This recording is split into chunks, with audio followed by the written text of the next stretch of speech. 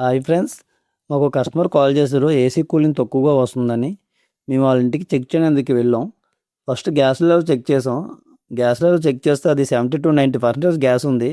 Gas complaint అయితే ఏం లేదు. గ్యాస్ అయితే ఓకే.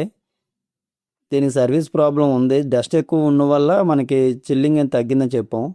చూడండి ఫ్రెండ్స్, మెస్సులు కూడా ఎంత డస్ట్ ఉందో ఓపెన్ చేసి చూపిస్తాం.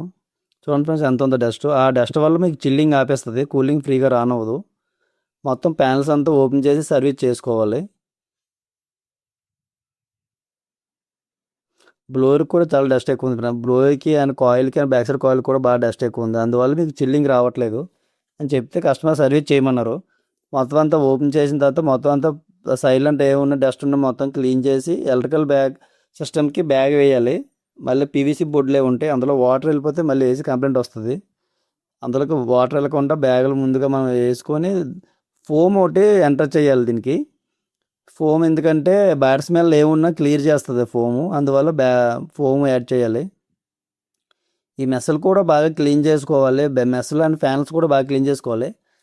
ఎందుకంటే ఇవి మళ్ళీ ఏసీకి ఫిట్ చేసినప్పుడు ఏసీలో ఇది డస్ట్ అంతా ఏసీ లాగేసుకుంటుంది లోనికి. చూడండి ఫ్రెండ్స్, ఎంత ఉందో మెస్సులకి డస్ట్. ఆ డస్ట్ అంతా మెస్సులదే.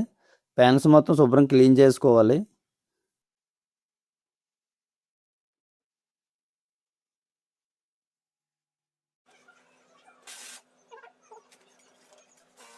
తర్వాత సర్వీస్ బ్యాగ్ వేసి మొత్తం సర్వీస్ అంతా బాగా క్లీన్ చేయాలి.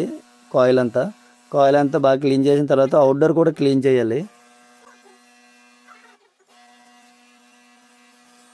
అవుట్డోర్ కూడా డస్ట్ ఉంటుంది. అవుట్డోర్ ఏమి ఉండవు, బ్యాక్ సైడ్ కండిషనర్ ఒకటి క్లీన్ చేయాలి.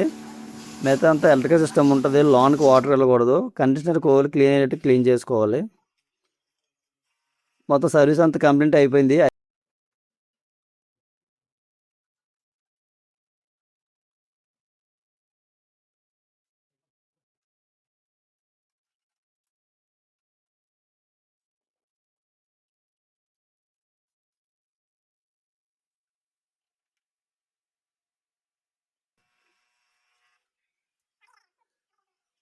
కస్టమర్కి చెప్పాము అంటే ఓకే, చిల్లింగ్ ఇప్పుడు బాగానే వస్తుంది అన్నారు. ఎందుకంటే డస్ట్ అంతా క్లియర్ అయిపోయింది కనుక ఇప్పుడు కూలింగ్ కూడా బాగానే వస్తుంది.